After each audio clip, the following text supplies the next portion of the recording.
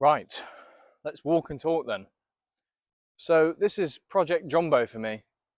Jumbo being the circus elephant from 1800s London.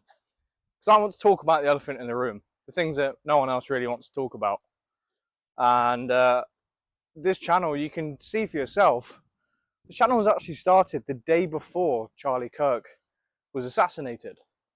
And I had to take a minute to think about this and, keep up to date with things and just see how everything was going to pan out. At first we didn't even know if he was going to live or die.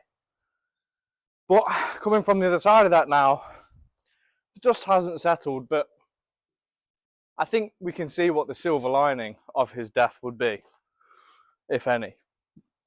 Unfortunately, I think what's happened is we've been able to see the true hatred from the left.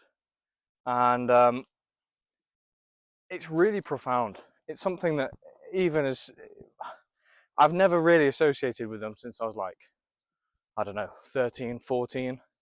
But the thing is, even I am surprised at the amount of people that are so willing to dance up and down on his grave and talk about how happy they are that he's dead.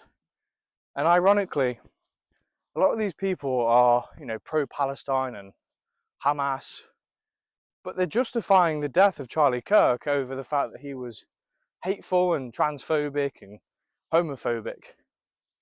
So why then have they chose Palestine as their ally?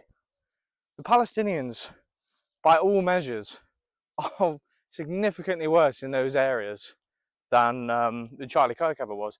In fact, Charlie Kirk, due to his Christian morals, said that although he doesn't agree with things like transgenderism, he still has love for the people and he wants the best for the people. A lot of Hamas leaders and people of that caliber, they'd sooner just throw you off of a roof and kill you.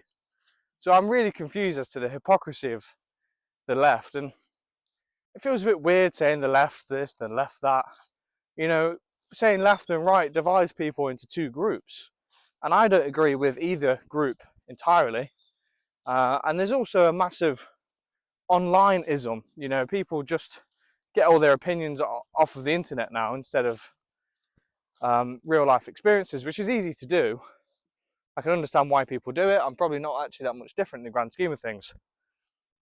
But the definite thing that I think the positive that can come from the death of Charlie Kirk is that people that were just in the middle, people that weren't really that involved, maybe not that bothered, can now stand in the middle and see how absolutely repulsive these people are, these young, mainly young left-wing people. I've seen some of the older people and they have that maturity to say that this is not okay, this is disgusting. So yeah, I think it's going to really help push people the right direction, and by right direction I do mean to the right.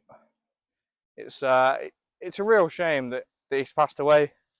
I think it's really awful, but he was quoted saying, and I'll clip the video in, but he was quoted saying along the lines of, when people stop talking, that's when people become violent.